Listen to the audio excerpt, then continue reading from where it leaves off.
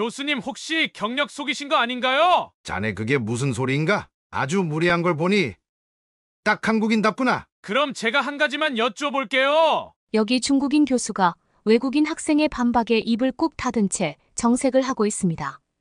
방금까지만 해도 길길이 날뛰며 한국은 중국에게 이민 피해를 주는 가난 국가라고 난리를 치던 그였지만 외국인 학생의 한마디에 그만 강의를 종료시키고 마는데요.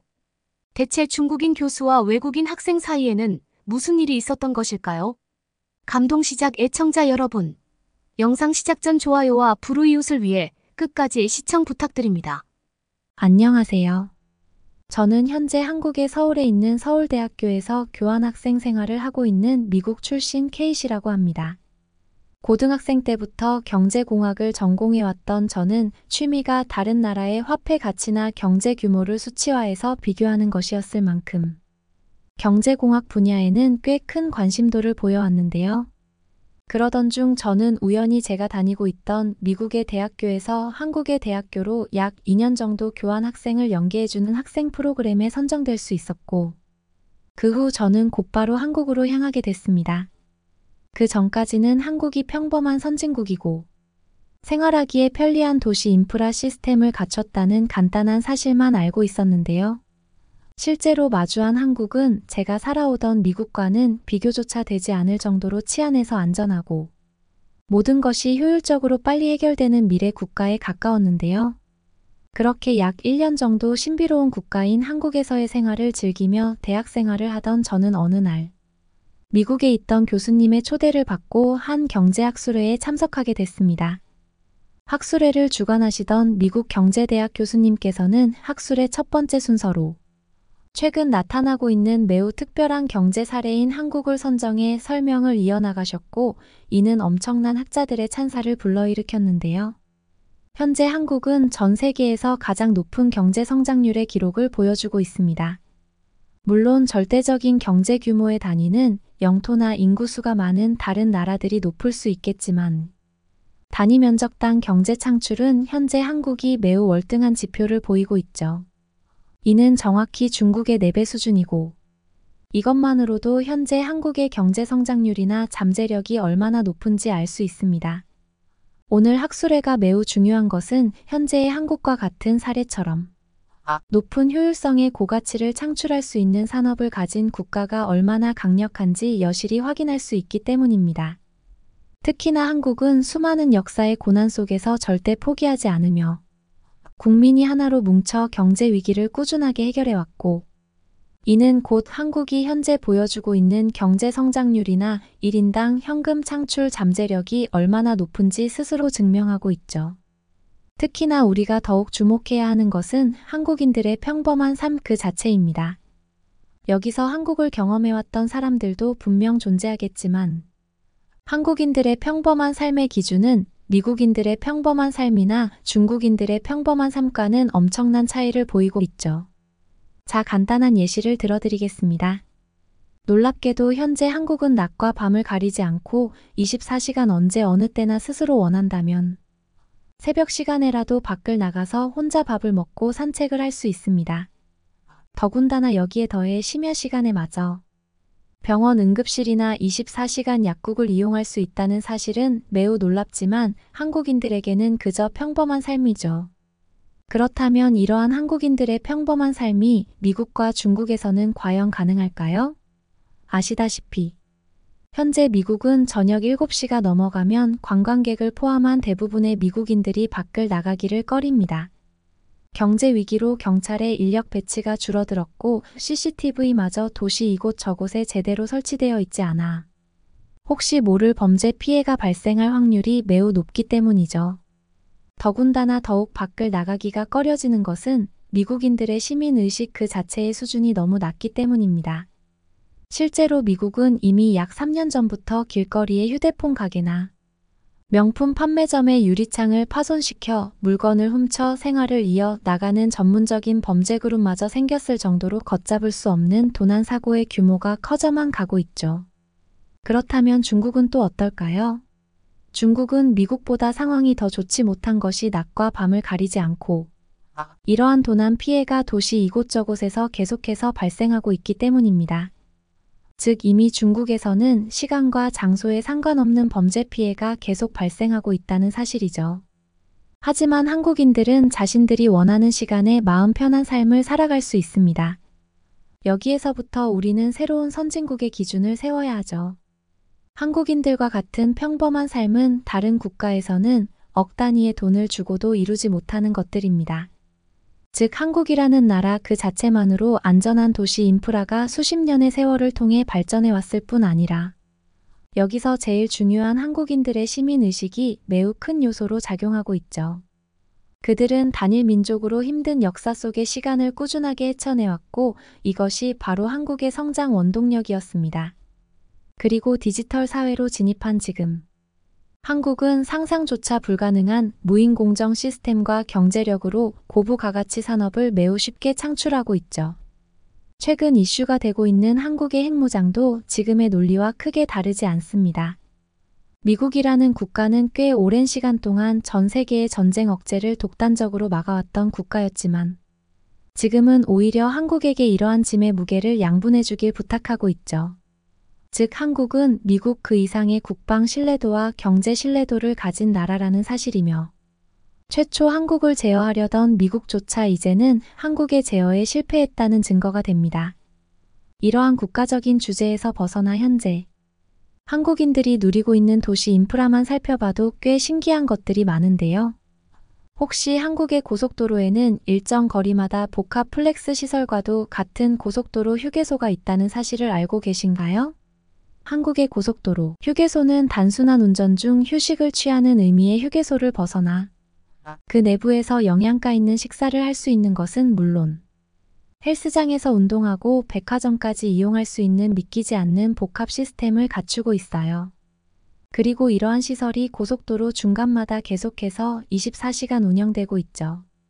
한번 생각해 봅시다. 현재 미국은 고속도로 근처에 이러한 휴게소가 없을 뿐더러 있다고 하더라도 그저 단순히 운전자가 잠을 잘 수 있는 간이 천막이나 지붕이 있는 정도가 전부이죠. 더군다나 중국은 애초에 휴게소라는 시설 자체가 존재하지도 않습니다. 이처럼 한국은 사람들의 평범한 삶의 수준이 매우 극한까지 성장한 상태이고 이것을 하나하나 뜯어보면 뜯어볼수록 경이로운 수준에 도달해 있죠. 만약 중국에 이러한 한국의 휴게소가 생겼다면 어떻게 됐을까요? 아마 7일 이내로 휴게소의 모든 물건이 도둑맞아 사라지고 심지어 주차장에 자동차들조차 순식간에 도난을 당해 사라졌을 것입니다. 중국이 그 정도는 아니라고요. 실제로 중국은 현재 수도인 베이징의 근처에 고속도로 휴게소가 있지만 휴게소 입구와 출구의 삼엄한 공안 경비는 물론 휴게소 내부의 조차 공안들이 돌아다니며 치안을 점검하고 있죠. 현재의 중국은 이러한 도시 인프라 시설이 성장조차 하지 못한 낮은 시민의식의 수준의 국가가 머무르고 있다는 사실이며 이것을 지키기 위한 경비 제도에도 엄청난 국가 예산이 사용되고 있다는 증거입니다. 결국 현재의 한국은 기존 선진국이라고 불리던 나라들이 본보기로 삼아야 하는 최초의 국가가 될 것이며 아마도 오늘 학술에는 한국이 얼마나 놀라운 국가인지 직접 경험하는 좋은 시간이 될 것으로 예상되네요. 평소 경제의 창의성 부분에서 한국이 매우 뛰어난 나라라고 강의를 해오시던 교수님께서는 이번에도 역시나 아시아 나라 중 대표적인 나라로 한국을 선택해 학술회장의 첫문을 여셨고 이러한 교수님의 의견에 학술회장은 뜨거운 박수 소리로 가득했습니다. 실제로 현재 한국이 보여주고 있는 편리한 도시 인프라나 시민의식을 베이스로 하는 무인 치안 시스템은 미국을 비롯한 유럽권의 나라들에서 본보기로 삼고 따라하려는 정부 지침을 계속해서 보이고 있었기에 더더욱 분위기는 뜨거워졌는데요. 하지만 제가 듣고 있던 학술회장에는 몇몇 중국인 교수님과 학생들도 있었는데 그들의 표정은 다소 좋아 보이지 않았습니다. 그리고 역시나 한 중국인 교수님께서는 직접 첫 번째 학술의 프로그램을 진행하신 미국인 교수님을 지목해 이상한 반박 발언을 이어나가기 시작했는데요. 그 중국인 교수님께서는 뜬금없이 한국을 애초에 왜 새로운 경제, 롤모델 국가로 선정한 것이냐며 한국이라는 나라 자체에 굉장히 예민하게 구는 모습을 보였고 자신이 직접 한국의 가난한 실체를 알려주겠다며 강 단위로 올라왔습니다. 제가 참여했던 경제학술회 중 가장 수준이 떨어지는 학술회인 것 같네요. 당신은 이곳 대학교 소속의 경제학 교수가 맞나요? 맞다면 이 대학교의 존재 자체가 의심스러워지는 정도입니다. 현재 한국 같은 후진국은 그들이 매일 마시는 물조차 사서 먹을 돈이 없어서 그들이 그렇게나 자랑하던 한강에서 더러운 물을 떠다 마시고 있습니다. 그들이 가난하다고 주장하는 북한과 전혀 다를 것이 없는 삶이죠. 물론 한국에도 부유한 삶을 살아가는 사람들이 있을 것입니다. 지금 당신의 학술의 강의는 그런 사람들의 삶만을 콕 집어 주장하고 있는 매우 집약적이고도 기괴한 강의라고 할 수 있죠. 즉 한국인들의 평균적인 삶은 그렇게 부유하지 않다는 말입니다. 심지어 지금 한국인들은 가난한 한국을 벗어나 돈을 벌기 위한 목적을 위해 중국으로 불법 이민이나 체류 여행을 떠나고 있죠. 당연히 중국이 한국보다 일자리도 많고 부유한 월급이 측정되니 이민을 오는 것은 말리지 않으나 중요한 것은 이러한 한국인들의 가난한 실체를 대다수 외국인들이 전혀 모른다는 사실입니다. 오히려 몇몇 경제학자들은 당신처럼 중국이 한국보다 가난한 후진국이라며 여론몰이를 시도하고 있죠. 만약 중국이 한국보다 후진국이라면 가난한 한국인들이 왜 중국으로 돈을 벌러 올까요? 한국인들의 기본적인 월급은 평균 20만 원 정도입니다. 하지만 중국인들은 아무리 학력과 기술이 부족하더라도 나라 자체가 부유한 국가이다 보니 기본적으로 200만 원 이상의 급여가 평균적인 수준이죠. 단순한 수치 계산을 해보더라도 중국인들은 한국인들보다 정확히 10배 부유한 삶을 살고 있다고 생각해도 되는 정도입니다. 또한 당신이 주장하는 고속도로 휴게소는 그저 영화 속에서나 나타나는 지어낸 망상에 불과하죠. 한국보다 부유한 나라인 중국에서도 아직 완전히 상용화되어 있는 그런 휴게소가 없는데 어떻게 한국에 있을 수 있을까요? 생겨도 먼저 중국에 생겼어야 하는데 말이죠. 이미 여기에서부터 당신의 주장은 학자로서의 신뢰성을 완전히 잃었다고 생각됩니다. 심지어 그렇게나 큰 휴게소에 전기를 공급하는 것 자체가 지금의 인프라 부족 한국은 절대적으로 불가능한 일인데 애초에 일어날 수가 없는 일이죠. 이런 걸 보면 지금 한국이 아시아의 대표적인 가난 국가가 되어버린 것 같아 안타까운 생각이 드네요. 중국인 교수님께서는 뜬금없이 최근 한국인들이 중국으로 대거 생활고 이민을 오고 있다는 주장을 하시면서 오히려 경제 선진국의 본보기는 바로 중국이 선정되어야 한다는 난리를 치기 시작했습니다.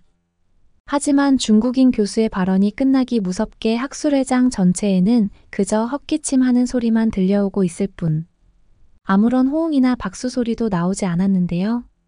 그도 그럴 것이 최근 중국은 국가적인 언론 매체나 영향력 있는 인물들을 이용해 한국이 중국보다 가난하다고 주장하거나 한국의 고유한 문화재나 먹거리들이 원래 중국 것이었다는 선동을 하며 빼앗아 가려는 모습을 지속적으로 보여왔기 때문입니다.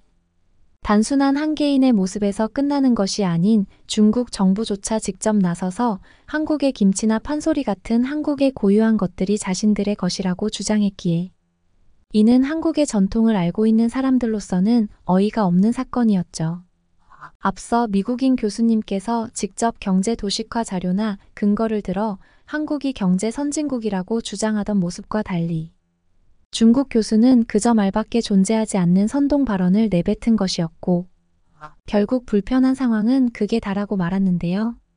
바로 그때 학술회장 참관석에 있던 한 외국인 학생이 손을 들더니 중국 교수의 발언에 몇 가지 질문이 있다며 종이를 들고 자리에서 일어섰습니다. 약 1분 뒤 마이크를 넘겨받은 그는 중국 교수를 현재의 학술회장에서 쫓아내야 한다는 발언을 시작으로 충격적인 반박을 이어나갔는데요. 저는 현재 한국에서 유학생활을 하고 있는 평범한 독일 대학생입니다. 저보다 뛰어난 경제학자분들이 이곳에 많이 계시겠지만 지금의 상황은 한국을 직접 경험한 제가 해명을 해야 할 것 같아 발언권을 얻었는데요. 일단 방금 발언을 이어나가신 중국 교수님께서는 혹시 한국을 가본 적이 단 한 번이라도 있으신가요?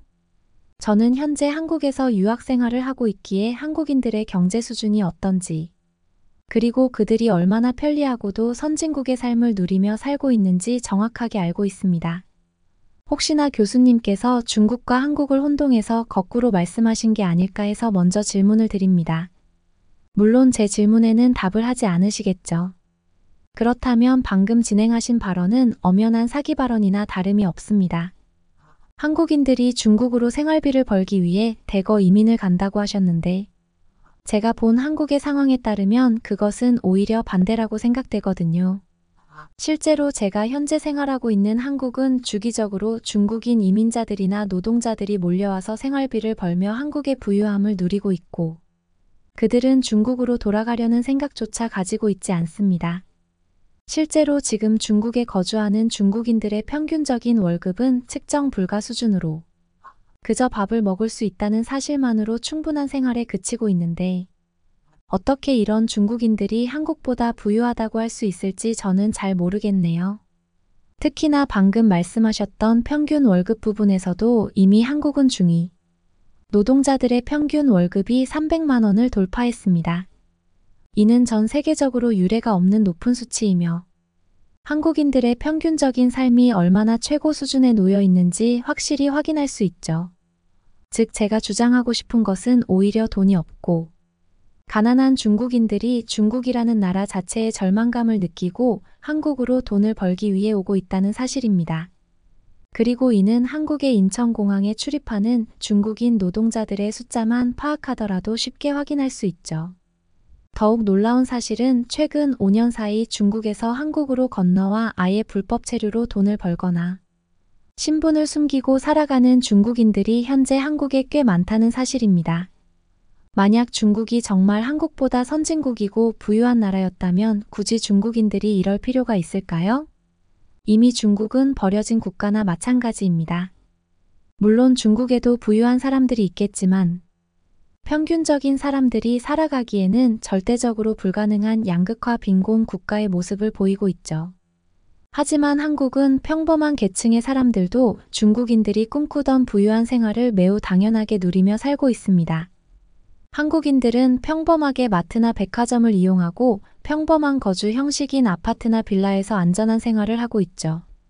사람의 삶에 있어서 먹는 것과 주거가 얼마나 중요한지 알고 계실 겁니다. 하지만 한국에서는 열심히 그 어떤 일이라도 한다면 이것들을 누리며 살 수 있고 중국에서는 일한다는 것 자체가 불가능하죠. 그만큼 일자리가 없을 뿐 아니라 24시간 동안 일을 하더라도 월급이 50만 원 밑으로 측정되기 때문입니다. 즉 중국에서는 열심히 일을 한다는 것 자체가 성립되지 않는다는 말이죠. 이미 여기에서부터 한국과 중국은 경제적으로 엄청난 차이를 보이고 있어요. 그런데 중국 교수님께서는 굳이 왜 이런 거짓 발언을 하시는지 잘 이해가 되지 않네요. 이렇게 조금만 자료를 찾아보더라도 중국의 경제가 얼마나 무너져 내렸고 그와 반대로 한국의 경제가 얼마나 풍족한지 알 수 있는데 말이죠. 심지어 고속도로 휴게소에 관한 주장은 매우 신기했습니다. 혹시 한국의 고속도로 휴게소를 경험해 본 분들이 있을까요?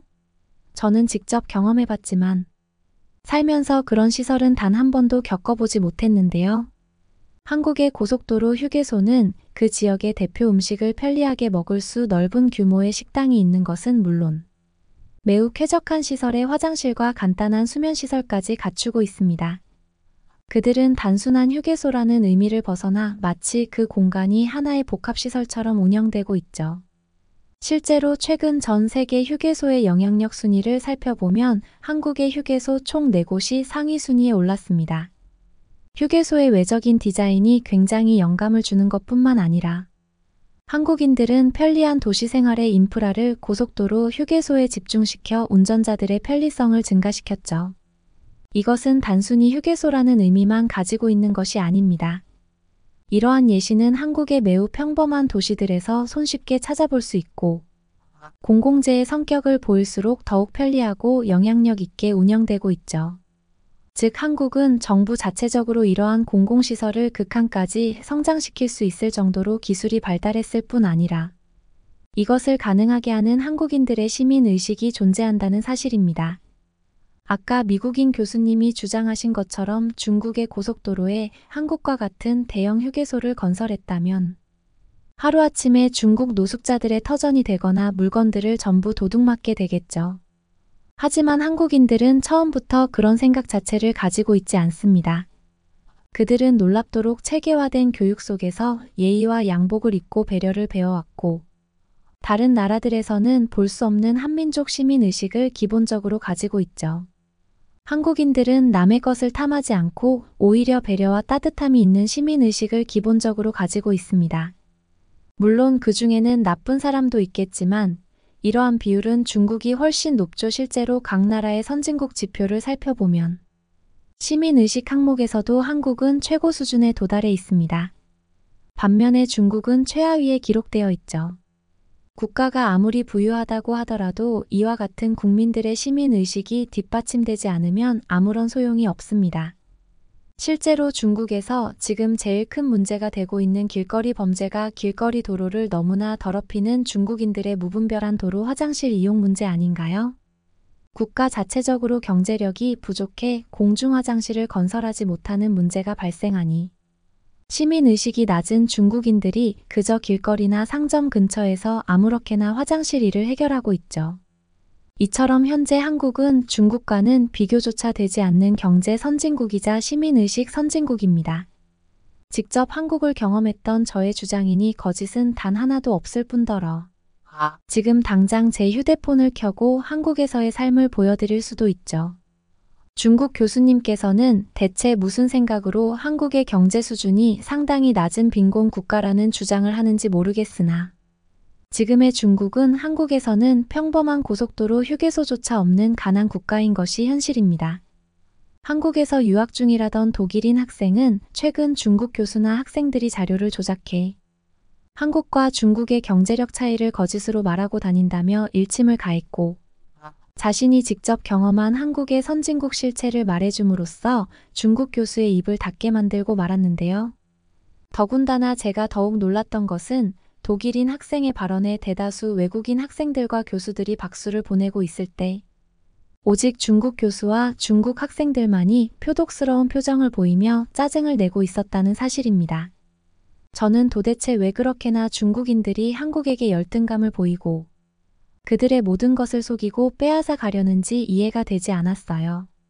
아무리 한국에 대해 거짓 발언을 한다고 하더라도 이제는 한국을 모르는 사람이 없을 정도로 한국이라는 나라의 영향력은 비대해진 상태이기에 제 눈에는 그러한 중국 교수와 학생들의 행동이 그저 떼를 쓰는 어린아이처럼 보였거든요. 결국 학술회가 종료되고 난 후 최초 학술회를 주도하셨던 미국인 교수님께서는 최근에 이런 중국 교수들의 방해 공작이 늘었다며 중국 교수가 진행하는 프로그램이나 학술회는 될 수 있으면 참가하지 않는 것이 좋을 것이라는 조언도 아끼지 않았습니다. 그리고 이날 이후 저는 제가 다니고 있는 한국의 대학교에서 이러한 중국 교수나 학생들의 선동 상황을 알리고 경각심을 키우는 동아리 프로그램을 진행하고 있는데요. 도대체 언제까지 이러한 중국인들의 날조행위가 이어질지 모르겠으나 저는 앞으로도 한국이라는 나라와 한국인들의 삶을 중국인들로부터 지켜내기 위해 이러한 보호활동에 힘을 쓸 것 같습니다. 그러면 다음 사연으로 넘어가겠습니다. 저 남자친구랑 같이 한국에 갈래요. 아니, 한국 남자는 안 된다고 했잖아. 한국 같은 깡시골에 심지어 해산물 음식점 아들한테 시집 보내려고 너를 이렇게 공들여 키운 줄 알아? 여기 덴마크 엄마가 한국 남자와 결혼하겠다는 딸에게 화를 내며 정신 차리라며 소리를 지르고 있습니다. 그러자 딸 역시 엄마의 호통에 참지 못하고 큰 소리로 대들며 결국 자리를 박차고 나갑니다. 모녀의 상황이 매우 심각해 보이는데요. 과연 이 모녀에게는 어떤 일이 펼쳐질까요? 안녕하세요. 저는 덴마크인이지만 현재는 전남 목포에서 살고 있는 아델리라고 합니다. 목포에 와서 산 지는 얼마 안 됐네요. 저는 한국 남자와 결혼하고 이곳에서 행복한 삶을 살고 있는 중인데요. 하지만 결혼하기까지의 과정이 순탄치는 않았습니다.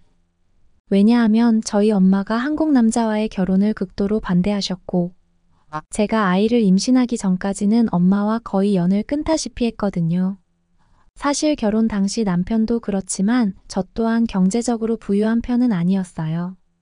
엄마는 국제 결혼의 부자도 아닌 한국 남자에게 시집가겠다고 하는 저를 탐탁치 않아 하셨죠. 사실 엄마가 그럴 만도 한 이유가 있긴 해요. 저는 어린 시절 대부분을 엄마랑 단둘이 살았어요. 원래 우리 가족은 덴마크에서 중산층으로 꽤 괜찮게 지내고 있었는데 어느 날 갑자기 교통사고로 아버지가 돌아가셨고 그렇게 한부모 가정이 되어버렸어요. 처음엔 엄마도 상황을 받아들이지 못하고 몇 달 동안 망연자실하셨죠. 다행히 시간이 지나면서 조금씩 일상을 회복하셨지만 아버지가 돌아가시고 나니 엄마가 모든 경제적 부담을 지게 되었고 가정 형편은 예전만큼 좋지 않았어요. 엄마는 그럼에도 제가 덴마크의 중산층보다 더 나은 교육을 받게 해주셨고 좋은 대학, 좋은 직업을 가져야 좋은 남자도 만날 수 있다고 항상 이야기하셨습니다. 특히 엄마는 제가 부자 남편을 만나서 경제적으로도 안정된 생활을 하길 바라셨어요. 엄마는 제가 항상 부족하게 자라왔다고 생각하셨기 때문에 결혼해서라도 부유한 삶을 살길 바랬거든요. 엄마는 덴마크 코펜하겐 코리아타운에서 작은 식당을 운영하셨는데 힘들게 돈을 버셨어요. 제가 어린 시절 내내 경제적인 어려움을 겪으면서도 저를 위해 최선을 다하셨던 엄마는 제가 더 나은 삶을 살기를 진심으로 원하셨습니다.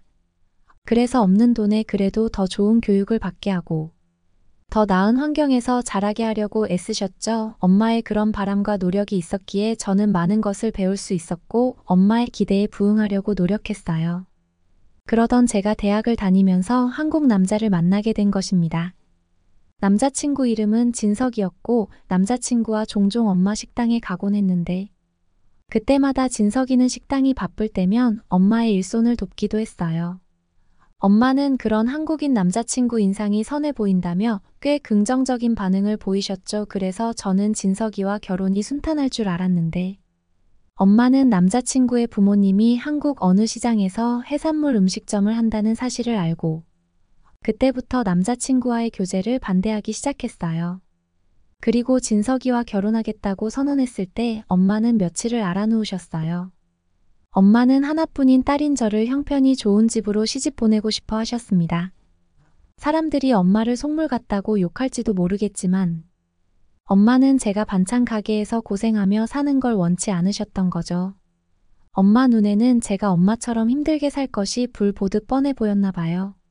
어쨌든 결혼은 현실이고 엄마는 아빠 없이 혼자 힘들게 저를 키우셨기에 가난이 대물림되는 것도 싫고 그럴 바엔 차라리 결혼하지 말고 혼자 살으라고 말씀하시기도 했어요. 대학까지 실컷 보내놨더니 제가 남자친구 따라 한국으로 간다고 하니까 엄마가 얼마나 속상해 하셨는지 몰라요.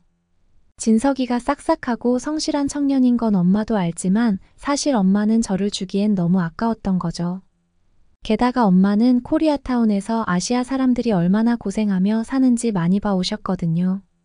엄마 눈에는 제가 아직 현실의 벽에 부딪혀보지 않았고 고생이란 걸 한 번도 해보지 않아서 저러는 게 뻔해 보였던 거예요.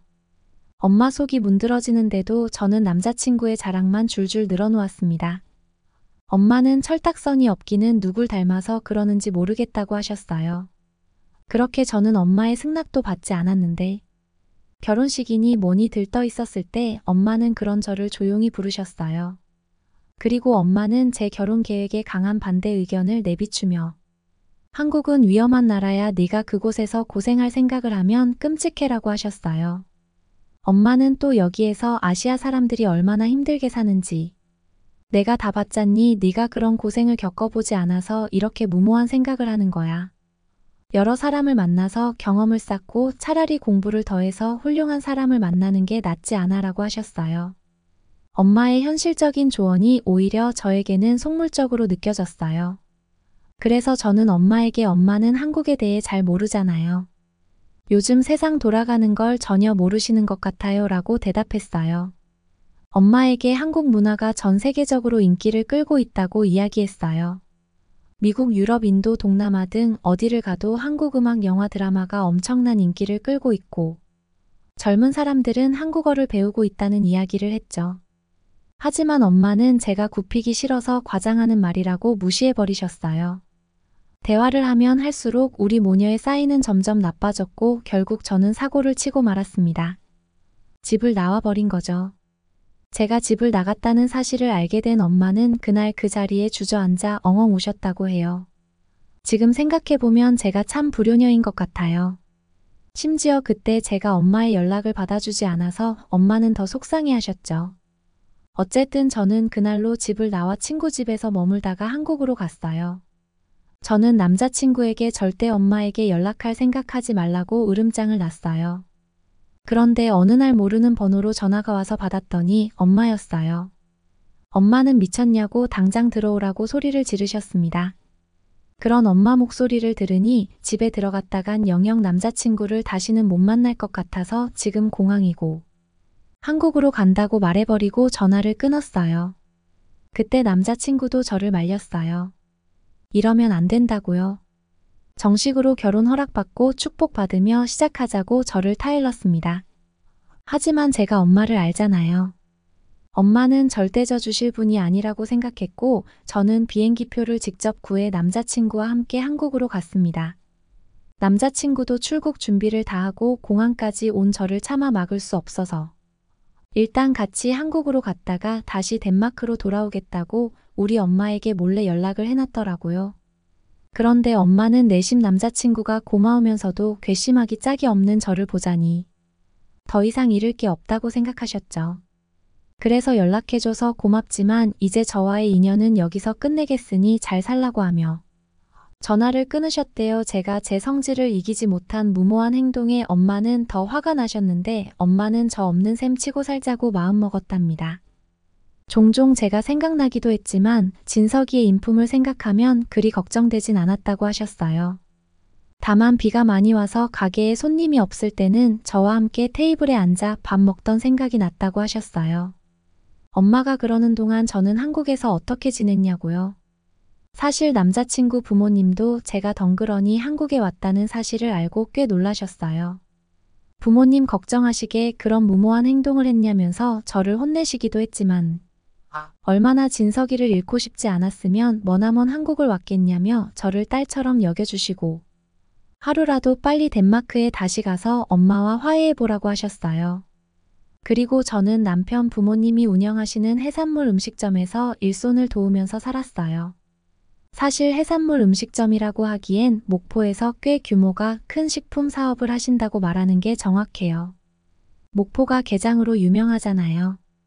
처음에 시부모님도 작은 식당에서 간장게장 정식을 팔기 시작하셨다고 해요.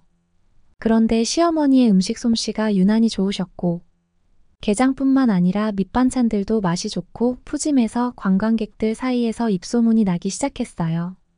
그렇게 소문이 나면서 이제는 웨이팅 없이는 맛볼 수 없는 목포 게장 맛집으로 성장하게 된 거죠.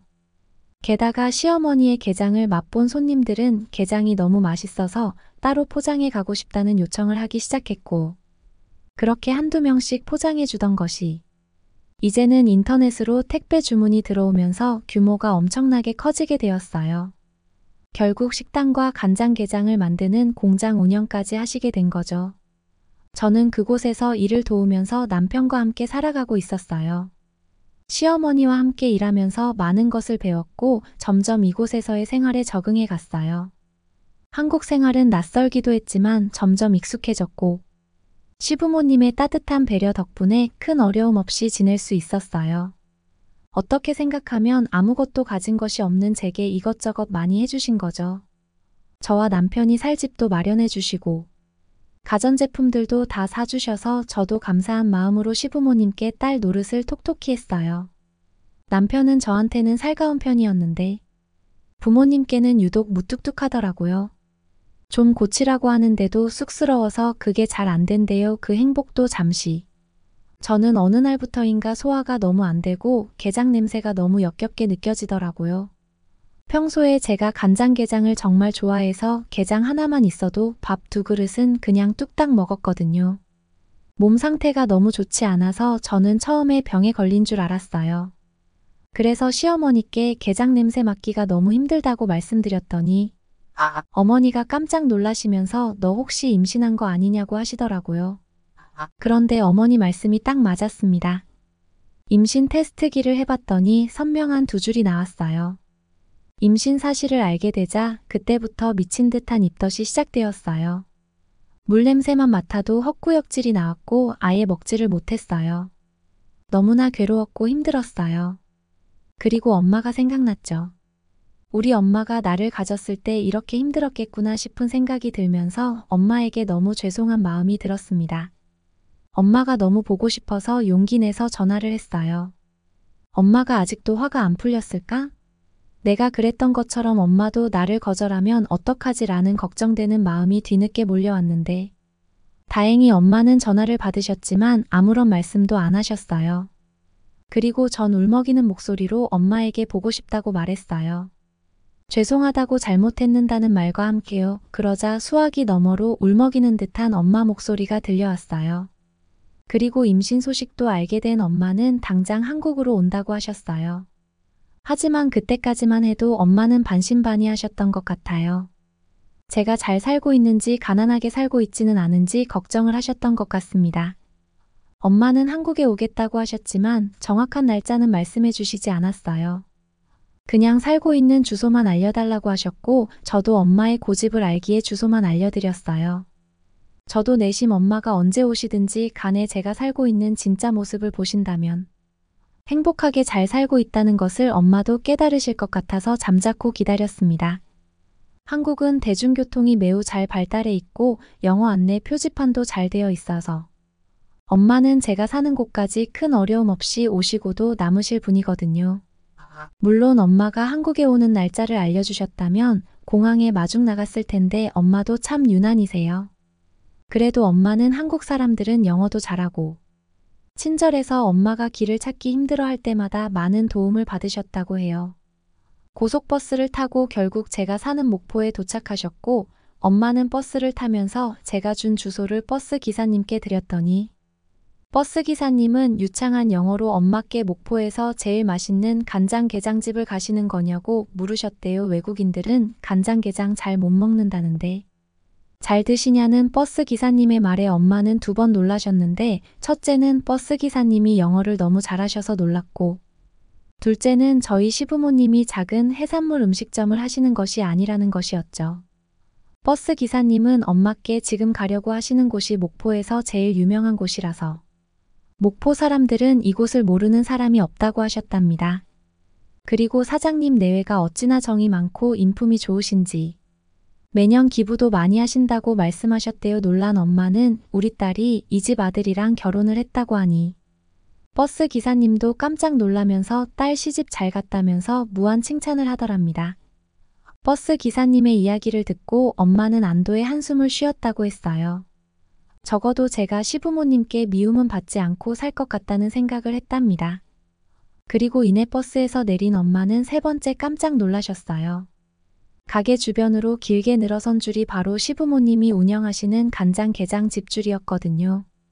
줄이 얼마나 길었는지 가게 입구가 보이지 않을 정도로 사람들이 길게 줄을 서 있었고 이 집의 간장게장 맛 때문에 멀리서 차를 몰고 찾아오는 사람들도 많다는 것도 알게 되었답니다. 시부모님은 문 밖에 서성이는 나이 지긋한 외국인 여성을 보고 저희 엄마라는 것을 바로 직감을 하셨고 버선발로 달려나가 저희 엄마에게 제 이름을 이야기하며 당신들이 바로 진석이의 부모이고 사돈이라는 것을 설명하셨답니다. 엄마는 이렇게 바쁠 줄 알았다면 미리 연락하고 찾아뵐 것을 너무 성급했다며 죄송하다고 말씀하셨고 시부모님은 이제라도 사돈어른을 뵙게 돼서 너무 반갑고 오시느라 힘드셨을 텐데 얼른 제가 살고 있는 아파트로 모셔다 드리겠다고 하셨답니다. 그렇게 엄마는 시부모님과 함께 저희 집으로 오셨어요. 현관문을 열고 들어오는 엄마의 얼굴을 보자마자 저는 소리를 지르면서 엄마에게 달려갔습니다. 그리고 한참을 엄마와 부둥켜 안고 울었어요. 서로 미안하다고 말할 뿐이었죠. 엄마와 저는 지난 1년 동안 못다 한 이야기들을 나누며 밤을 지새웠어요. 울다가 웃다가 하면서 많은 이야기를 나눴죠.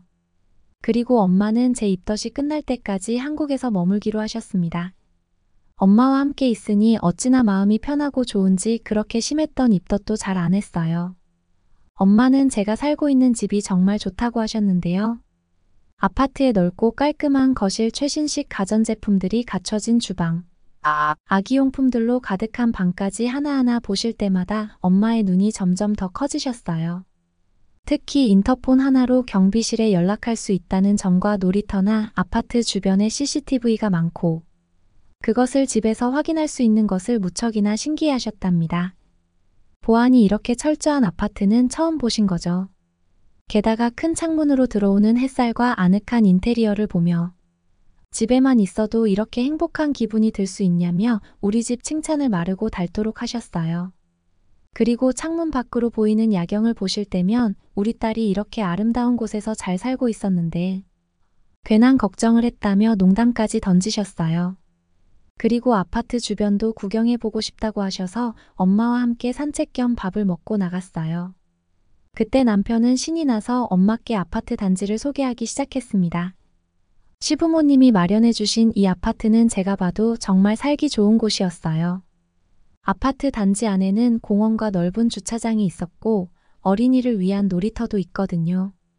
게다가 거주민들이 사용할 수 있는 헬스장뿐만 아니라 골프 연습장, 탁구장, 당구장, 수영장 등 다양한 편의시설도 잘 갖추어져 있어서 멀리 나갈 필요가 없거든요. 남편이 하나하나 소개하고 보여드릴 때마다 엄마는 감탄을 금치 못하셨어요. 그러면서 엄마는 우스갯소리로 너 이렇게 살려고 부모 가슴에 대못 박은 거냐며 틈틈이 뼈 때리는 말씀을 하는 것도 잊지 않으셨습니다. 하지만 엄마는 이내 솔직하게 저에게 고백을 하셨어요. 사실 한국 공항에 도착해서 목포까지 오는 길에 느낀 점이 아마도 우리 딸이 잘 지내고 있을 것 같단 예상을 하셨대요. 그래서 제가 엄마 성격상 두 눈으로 직접 보기 전까지 안 믿을 것 같았는데 내가 잘 살고 있는지 어떻게 그걸 예상했냐고 물었어요. 그러자 엄마는 공항의 시설이 최첨단이어서 너무 놀라웠고 안내 서비스도 잘 되어 있어서 공항이 이 정도면 한국이 엄마가 생각한 만큼 깡시골은 아니라고 생각했대요. 그리고 공항에서 목포까지 오는데 우여곡절이 많았는데 그때마다 한국 사람들이 나서서 도와주셨다고 하더라고요. 길에서 조금만 머뭇거리면 먼저 다가와 도움이 필요하냐고 웃으며 묻는 한국 사람들을 보면서 우리 딸이 참 따뜻한 나라에서 살고 있구나 라는 생각을 하셨다고 해요. 그리고 막상 한국에 와보니 한국 사람들의 정이 너무 따뜻하게 느껴지고 한국이란 나라 자체의 생기가 가득한 것 같다며 꽤 긍정적인 마음이 들었다고 했습니다. 그렇게 저는 엄마께 그동안 한국에서의 생활이 어떠했는지, 남편과 함께한 시간이 얼마나 소중했는지, 하지만 엄마가 얼마나 그리웠는지 말하지 못한 속사정을 다 털어놨고 엄마와 저는 서로 마음의 짐을 조금씩 내려놓았습니다. 그리고 엄마가 한국에서 머무는 동안 저는 엄마와 함께 목포 곳곳을 다니며 한국의 명소들을 많이 소개해드렸는데 일단 목포 케이블카를 타러 갔어요. 한국 분들은 목포 케이블카 많이 타보셨나요? 저희 엄마는 케이블카를 처음 타보시는 거여서 무척이나 긴장을 하셨어요. 바다 밑으로 떨어지면 어쩌냐며 제 팔을 꼭 붙들고 계셨답니다. 엄마께 목포 밤바다 야경을 보여드리고 싶어서 케이블카 타는 곳 근처 카페에서 해가 지기를 기다리고 있었죠. 엄마와 저는 카페에서 차를 마시며 대화를 나누고 있었어요. 그러던 중 엄마가 갑자기 화장실에 가고 싶다고 하시며 테이블 위에 놓인 물건들을 가방에 챙기기 시작하시는 것 아니겠어요. 엄마는 덴마크에서 살면서 자리를 비울 때 소지품을 두고 가면 소매치기범들이 금방 훔쳐가기 때문에 항상 모든 물건을 챙겨 다니는 게 습관이 되어 있었죠. 그런 엄마를 보고 저는 한국에서는 걱정할 필요가 없다고 말렸습니다. 한국 사람들은 남의 물건에 손대지 않아서 물건을 두고 화장실에 다녀와도 된다. 고 설명했지만 엄마는 믿기지 않는다는 표정으로 저를 쳐다보셨어요. 엄마에게는 주인이 자리를 비운 물건을 누군가 가져가는 것이 당연하게 느껴졌던 거예요. 저는 다시 한번 한국에서는 물건을 테이블에 두고 카페에서 주문을 하기도 하고 밖에 나가서 흡연을 하기도 한다며 그냥 몸만 다녀와도 괜찮다고 말했지만 엄마는 여전히 이해하지 못하셨어요. 경찰이 지키고 있는 것도 아닌데 누군가 비싼 물건을 그냥 놔두면 훔쳐가지 않는다는 게 말이 되냐며 의아해하셨죠. 덴마크에서는 그런 일이 불가능하다고 덧붙이셨습니다.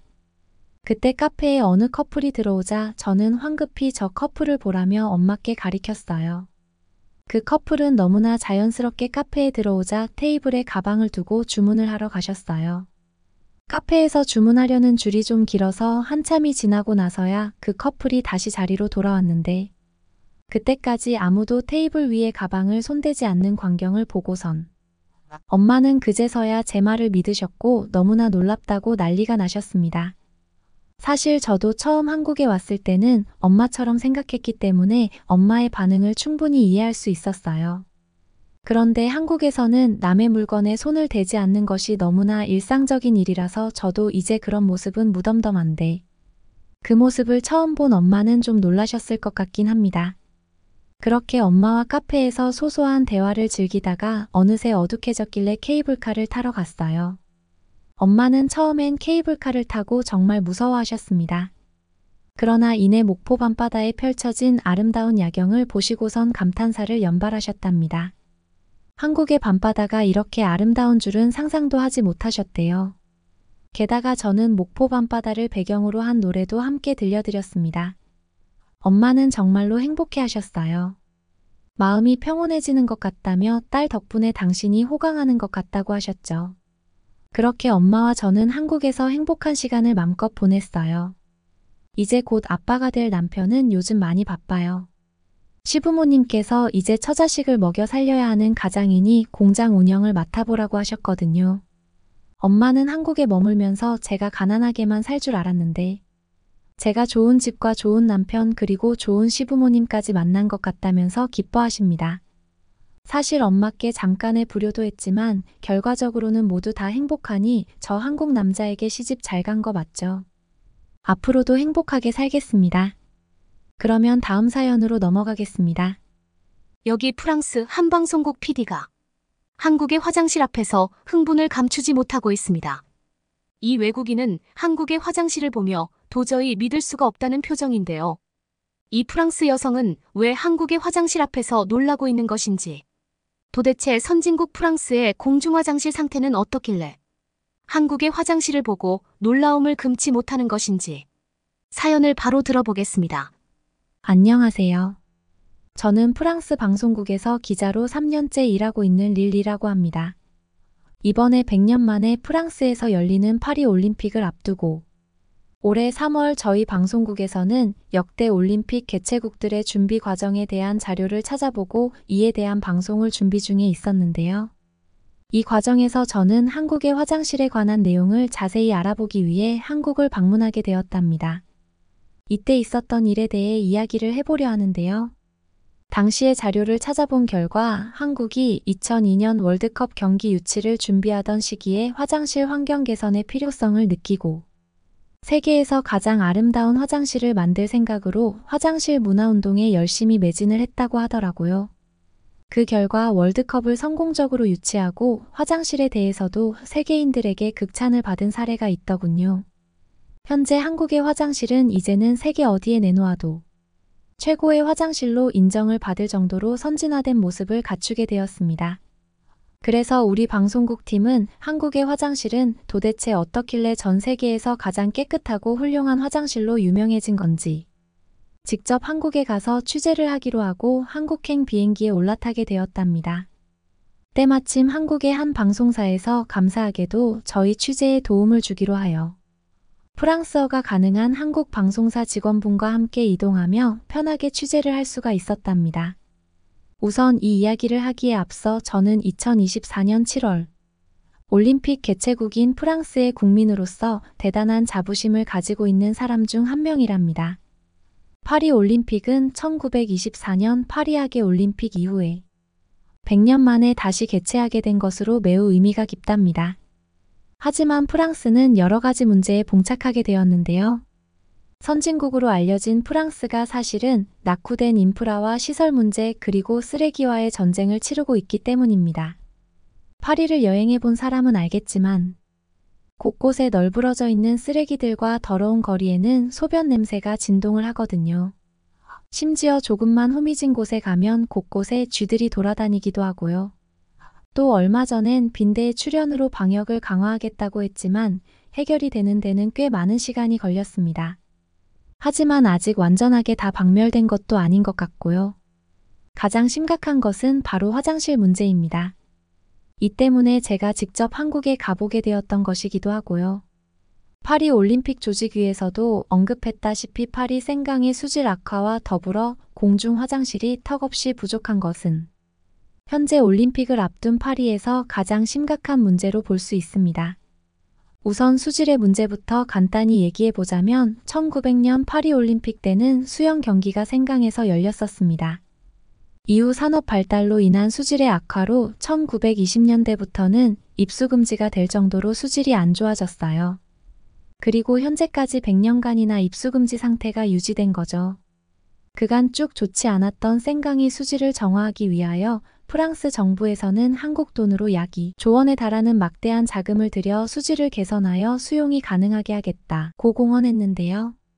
하지만 별다른 진전이 보이지 않는 모습에 걱정이 앞섭니다. 생강은 냄새부터 지독할 뿐만 아니라 최근 모환경단체에서 수질을 조사한 결과 강에서 수영을 하는 게 불가능할 정도로 세균이 많다는 답변을 내놓으며 논란이 일기도 했는데요. 수영 경기처럼 맨몸으로 강에 들어가서 하는 경기를 했다가는 피부 자극이나 알레르기 반응이 생길 수도 있다는 환경 전문가들의 우려가 큰 상태이고 해외 전문가들 또한 현재의 상태로는 생강에서의 경기는 절대 불가능하다는 분석을 잇따라 내놓기도 했습니다. 계속적으로 정화를 시도하고 있지만 이 모든 것들이 계획대로 잘 진행이 될지는 지켜봐야 할 것 같네요. 많이 회의적이기는 하지만요. 하여간 수십 년 전부터 생강 수질 악화는 지속적으로 제기되던 문제였는데 이런 심각한 상황이 될 때까지 지켜보기만 한 프랑스 정부의 무관심에 크게 화가 나기도 합니다. 그리고 앞서 말했듯 생강의 수질 문제뿐만 아니라 파리 내 공중화장실의 보급도 시급한 문제인데요. 낭만의 도시라 불리우는 파리는 사실 화장실 지옥입니다. 프랑스는 공중화장실을 민간 업체에서 관리를 하고 있기 때문에 관리비의 부담으로 제대로 된 관리가 되지 않고 굉장히 더럽습니다. 공중화장실 수 자체가 많지도 않지만 그나마 있는 것들도 유료인 탓에 대부분의 사람들이 노상방뇨를 일삼고 거리에는 소변 냄새가 진동을 합니다. 특히 구석진 골목으로 들어가면 그 냄새는 더욱 심해집니다. 이러한 길거리 악취 문제는 사실 하루 이틀의 문제가 아닌데요. 프랑스에서 대소변 냄새는 예전부터 악명이 높았습니다. 오죽하면 프랑스인들이 향수를 발전시킨 이유가 몸에 밴 이런 역한 냄새를 감추기 위한 거란 얘기까지 나올 정도니까 말 다 한 것이죠. 올림픽은 전 세계인들이 모이는 축제인데 파리에 이런 민낯이 드러나면 프랑스의 이미지가 크게 타격을 입게 될 것이 뻔하겠죠. 아무튼 이러한 파리의 화장실 문제의 심각성을 인지한 저희 방송국에서는 우수하다는 한국의 화장실에 대해 보다 자세히 알아본 뒤 관련 방송을 제작하고 여러 칼럼들도 작성하기 위하여 직접 한국을 방문까지 하게 되었는데요. 사실 출발 전에도 이미 한국의 화장실이 대충 어떤지 미리 보기는 했어요. 동료 PD 하나가 영국에서 제작된 한 다큐멘터리 영상을 하나 보여주었는데 저는 그 영상을 보고 놀라움을 금치 못했었거든요. 그 영상은 한국의 공중화장실에 대해 다룬 내용이었는데 마치 호텔의 화장실 같은 한국의 공중화장실 모습이 담겨 있었습니다. 이런 화장실이 존재한다는 것도 믿을 수가 없었는데 한국에서는 이런 화장실이 전부 무료라는 거예요. 도저히 믿겨지지가 않았습니다. 영상이나 자료 조사를 통해 한국의 화장실 상태에 대해 미리 보았지만 저는 아무리 생각해도 이해가 가질 않았습니다. 한국이라는 나라가 빠르게 발전해서 과거와 달리 잘 사는 국가가 되었다고는 하지만 미국이나 유럽도 어찌하지 못하는 화장실 문제를 어떻게 성공적으로 해결해낼 수 있었는가에 대한 의문이 들었기 때문입니다. 그렇게 저는 한국에 도착하였고 당시는 3월 초쯤이었는데 그 시기 즈음의 한국 날씨는 꽤나 쌀쌀한 날씨더군요. 겨울이 완전히 가지 않은 느낌 같기도 했어요. 공항에서는 한국의 방송사 직원 다현 씨께서 저를 맞아주었습니다. 그리고 제가 처음 접한 화장실은 인천공항의 화장실이었는데요. 예상대로 매우 넓고 쾌적하고 깨끗하더군요. 예상은 했지만 막상 실제로 직접 보니 무척 놀라웠고 또 감탄이 터져 나왔죠. 그렇게 볼일을 보러 화장실 칸 안으로 들어가 변기에 앉은 순간 저는 더욱 놀랐습니다. 변기가 따뜻한 겁니다. 처음에 저는 누가 얼마나 오래 앉아 있었으면 아직도 체온이 남아있는 거지 했지요. 그런데 알고 보니 비데가 설치되어 있더라고요. 가만 보니 날이 추울 때 변기를 따뜻하게 해주는 비데 기능으로 보여졌어요. 그때가 3월 초였으니 날이 꽤 쌀쌀할 때였거든요. 비데까지는 전혀 상상도 하지 못했는데 추운 날 변기를 따뜻하게 해주는 이런 고급 기능을 갖춘 비데까지 있는 화장실이라니. 이때부터 한국 화장실에 대한 기대감이 더욱 크게 생겼던 것 같습니다. 그리고 당연히 무료로 이용이 가능했는데요. 사실 이 정도 화장실 시설이라면 유료라고 하더라도 전혀 돈이 아깝지 않을 정도라고 생각될 정도였죠. 프랑스에서는 볼일이 급해 어쩔 수 없이 돈을 내고 유료 화장실을 사용하는 경우에도 늘 돈 아깝다는 생각이 들거든요. 하지만 당시에는 이런 생각도 들었습니다. 어느 나라든 사실 공항의 화장실은 어지간하면 관리가 잘 되어 있는 경우가 많잖아요. 왜냐하면 공항은 그 나라의 얼굴이라는 인식 때문에 어느 나라나 다른 곳은 몰라도 공항은 최대한 신경을 쓰게 마련이니까요. 그렇기에 놀람과 동시에 공항의 화장실만 보고 속단하기에는 이르다는 생각도 함께 들었던 것 같습니다. 어쨌든 얼른 공항 밖의 화장실들도 실제로 보고 싶다는 생각이 들었죠. 저와 다현 씨는 인천공항을 빠져나와 수원으로 향했는데요. 화장실 시설에 대해 자문을 구하기 위해 세계화장실협회에 방문하기로 했거든요. 세계화장실협회가 한국에서 창설된 것이라는 사실을 여러분들도 알고 계셨나요? 저는 사실 이번 조사를 하기 전에는 세계화장실협회라는 것이 있는 줄도 몰랐거든요. 아무튼 저는 세계화장실협회가 위치한 한국의 수원시로 향했고 한국의 일상적인 화장실들을 접하기 위해 수원까지는 지하철을 이용하여 가기로 했습니다. 지하철이야말로 일반 시민들이 가장 많이 이용하는 대중교통수단이고 따라서 지하철역은 하루에도 수십만 명의 유동인구가 발생하는 장소이기 때문에 이러한 곳에 자리한 화장실의 상태가 어떤지 저는 꼭 확인을 해보고 싶었거든요. 그리고 그렇게 들어간 지하철역의 화장실에 저는 눈이 휘둥그레지고 말았죠. 화장실 안의 분위기는 밝고 깨끗하고 또 향기로웠습니다. 인테리어도 무척 깔끔했고요. 심지어 앉아서 쉴 의자까지도 구비되어 있었습니다. 당연히 바닥에는 쓰레기 한 점 없었고 화장실에 휴지가 있다는 것도 저에게는 정말 신기했죠. 프랑스 공중 화장실에 휴지가 있으면 5분도 안 되어 모조리 사라질 텐데 한국은 그렇게 사람이 많이 다니는 지하철 화장실에서조차 휴지가 구비되어 있더라고요. 더 놀라운 건 인천공항에서부터 그랬지만 화장실에 특별히 감시를 하는 사람도 없는데 어떻게 이렇게 계속 청결함이 유지되는가 하는 점이었어요. 프랑스에서는 처음에 이렇게 깨끗한 화장실로 출발했어도 아마 반나절도 안 되는 사이에 난장판이 되어버릴 거예요. 다현 씨의 얘기를 들어보니 청소하는 직원분들께서 수시로 돌아다니며 화장실 청결을 관리하고 휴지를 채워둔다고 하더라고요. 한국은 프랑스와 달리 시민들의 편의와 쾌적함을 위해 정말 체계적으로 화장실을 관리하고 있다는 걸 알게 되었죠. 그렇게 지하철 화장실에서의 놀라움을 뒤로 한 채 저는 바로 세계화장실협회가 위치한 수원으로 향했는데요. 협회에 도착해서 저는 웃음이 터졌답니다. 건물 모양이 변기 모양 그 자체였거든요. 그리고 응가 모형도 마치 자랑스럽다는 듯이 서 있었고요. 이 나라가 화장실에 얼마나 진심인지가 그때부터 느껴졌어요. 그리고 저는 협회 담당자분에게 한국은 언제부터 화장실을 이렇게 깨끗하게 관리하게 된 건지 물었습니다. 이야기를 들어보니 세계 화장실 문화의 모든 것을 바꾼 선구자가 바로 한국인이었고 수원시장을 지냈던 심재덕이라는 분이 바로 그 선구자라 하셨어요. 심재덕 전 수원시장은 2002년 월드컵 수원 경기 유치를 성사시키고서 단순히 월드컵 경기 유치만으로는 도시가 발전할 수 없다고 판단했다고 합니다. 수원이라는 도시가 세계 속의 수원으로 거듭나기 위해 의미 있는 운동 하나를 추진해야 한다고 생각했는데 그것이 바로 화장실 운동의 시작이었던 거죠. 심재덕 시장은 한 국가의 화장실은 그 국가의 얼굴이자 이미지라고 생각을 하였고 그러한 그의 판단은 결국 향후 한국의 이미지를 개선시키는데 크게 기여를 하게 되었던 정확한 판단이었죠. 앞서 지하철 화장실에서 제가 느낀 것만 해도 화장실 하나만으로도 한국이라는 나라의 이미지가 훨씬 더 깔끔하다는 느낌을 받게 되기도 했거든요. 당시 심재덕 시장은 전 세계 관람객들이 즐겁고 편안하게 월드컵을 즐기기 위해서는 한국의 화장실 문화 개선이 필요하다고 생각했는데 적극적으로 한국의 화장실 문화 개선 사업을 벌여 수원의 모든 공중화장실을 신식으로 교체하고 또한 화장실에서 용변을 본 후 손 씻기 장려운동을 전개하였다고 했습니다.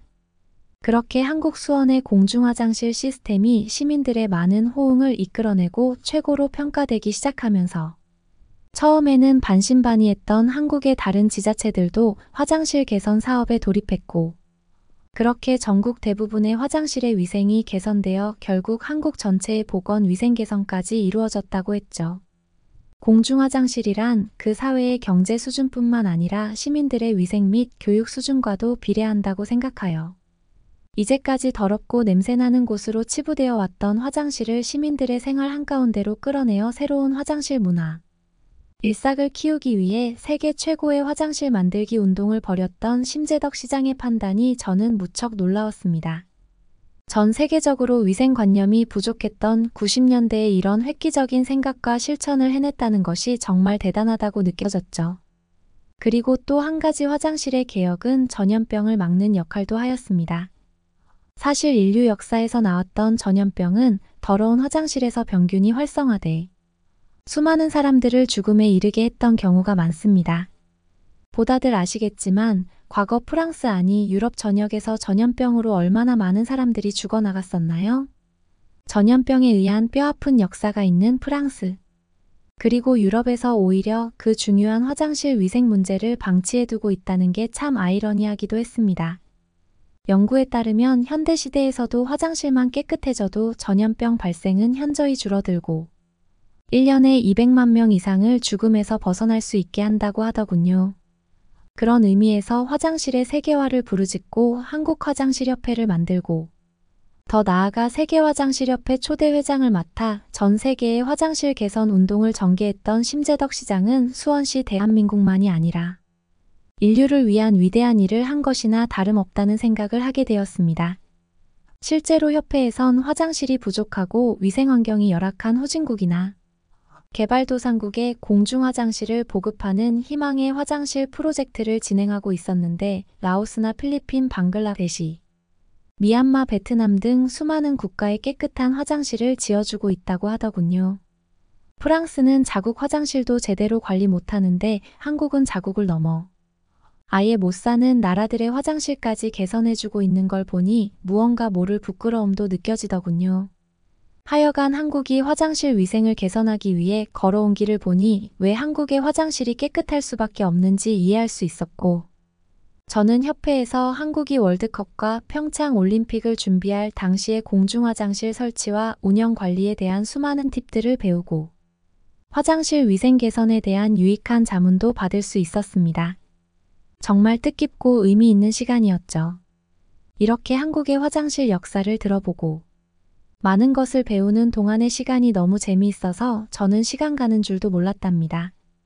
그렇게 어느덧 식사 시간이 되어 취재를 잠시 중단하고 저희는 인근 식당으로 향하게 됐는데요. 배가 고파서 음식을 먹고 싶기도 했지만 저는 과연 일반 식당의 화장실은 또 어떨지도 너무 궁금했답니다. 함께 있던 한국인 다현 씨는 주변에 맛집을 찾아두었다며 소개해주고 싶다고 하였고 그렇게 따라간 식당은 한국의 삼겹살 집이었습니다. 삼겹살 식당은 꽤 넓었고 시설도 좋아 보였죠. 다현 씨는 한국의 가장 대표적인 음식인 삼겹살은 외국인이 한국에 왔으면 꼭 먹어보아야 하는 음식이라고 했습니다. 삼겹살이 구워지는 동안 여러 가지 반찬의 맛을 보았는데 모든 게 맛있었지만 역시 한국의 대표 음식인 김치가 저는 아주 맛있더라고요. 김치라는 이름은 들어봤지만 맛은 처음 봤는데 크게 맵지도 않고 정말 제 입맛에 맞아서 좋았어요. 삼겹살이 다 구워져서 잘라진 고기를 입에 넣은 순간의 그 기억은 아직도 기억이 날 정도예요. 정말 너무 맛있었거든요.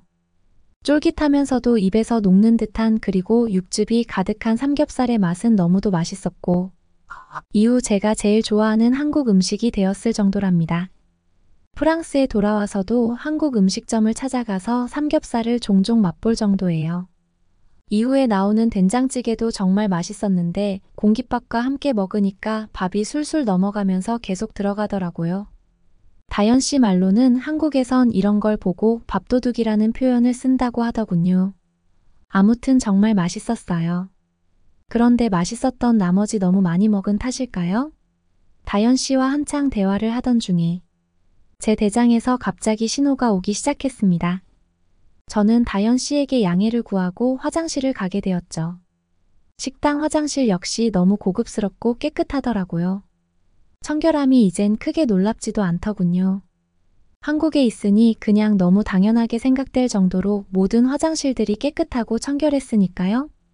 아무튼 용변을 해결하고 세면대에서 손을 씻으려 하는데 물비누와 핸드타올 핸드드라이어는 물론이고 식당이라서 그런 건지 구강 청결제도 구비되어 있었고 핸드크림까지 있는 거예요. 들어올 땐 급하게 변기로 뛰어가느라 자세히 보지 못했는데 정말 별의별 것들을 다 갖춰놓고 있구나 싶으면서 절로 입이 떡 벌어졌죠. 한국은 일반 식당의 화장실마저도 저에게 끝내 놀라움을 선사해주고 말았답니다. 그리고 자리로 돌아가 식사를 마치고 기다리고 있던 다연 씨에게 웃으며 말을 했어요. 정말 한국의 화장실은 어딜 가나 모두 훌륭하다고 말이죠. 다연 씨도 부정하지 않는다는 듯 미소를 띠며 웃어 보였죠. 그렇게 식사를 마치고 나와 소화도 시킬 겸 다연 씨와 함께 주변을 산책하고 있던 중에 다연 씨가 제게 스마트폰을 들이밀더니 앱 하나를 보여주는 거예요. 그러면서 앱을 통해 근처에 있는 공중 화장실의 위치를 다 볼 수 있다는 거 있죠. 앱 화면을 자세히 보여주었는데 정말 주변에 있는 공중 화장실이 다 표시되고 있었습니다.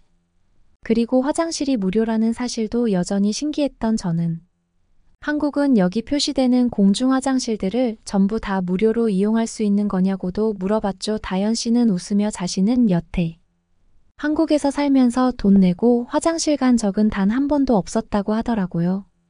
그 말을 들으며 이런 게 진짜 복지 아닌가 싶은 생각이 들었답니다. 그리고 파리의 공중 화장실이 동시에 떠올랐는데 참 한숨만 나오더군요. 심지어 유료 화장실이라도 위생 수준이 한국 화장실의 반도 못 따라오는 수준이기 때문에 말입니다. 그리고 최근에는 노상 방류를 방지하고자 거리 곳곳에 남성용 공중 화장실을 설치해 놓았는데 한국의 화장실과 비교했을 때 이는 정말 화장실이라 부르기도 민망할 수준입니다. 거리에 악취도 풍기게 되고 무엇보다 사실 많이 민망하기도 하고요. 이런 화장실을 올림픽 방문객들에게 정말 이용하게 할 생각인 것인지는 모르겠지만 참 부끄러운 마음이 들어요. 아무튼 쓰레기와 쥐가 득실거리는 파리의 더러운 길거리도 문제지만 사람의 생리현상은 그 무엇보다 중요한 기본 중의 기본에 해당하기에 파리 올림픽 조직위에서 가장 신경을 써야 할 것이 화장실 문제일 텐데 앞으로 이를 어떻게 다룰지 지켜봐야 할 것 같은데요. 저는 한국의 화장실을 취재하면서 느끼고 배운 점도 많았지만 한국 방문을 통해 앞으로 프랑스가 나아가야 할 길이 얼마나 멀었는지와 우리가 얼마나 뒤처져 있는지를 깨달았답니다. 파리 올림픽까지 얼마 남지 않아 프랑스가 지금부터 갑자기 크게 달라지기는 어렵겠지만 그래도 프랑스 파리 올림픽에 오신 세계인들을 위해 저는 한국에서 배운 것들을 끊임없이 프랑스에 전파하고 알려나가려 합니다. 그리고 동시에 프랑스의 쓴소리도 마다하지 않을 것이고요. 마지막으로 저에게 신세계를 보여주고 많은 깨달음을 얻게 해준 심재덕 시장님과 한국, 그리고 저를 도와준 다연 씨에게 감사한 마음을 전하고 싶네요. 여러분은 어떻게 보셨나요? 응원과 격려의 한마디씩을 댓글로 남겨주시기 바랍니다. 사연자분들께 전달해드리겠습니다. 실제 사연 제보를 받고 있습니다. 채택되신 분께는 작은 선물도 보내드리고 있습니다. 저희의 사연이 여러분의 하루에 작은 힘이 될 수 있었으면 좋겠습니다. 감동적인 사연을 주변 분들과 이야기 나눠보세요. 더욱더 좋은 영상으로 다시 찾아뵙겠습니다.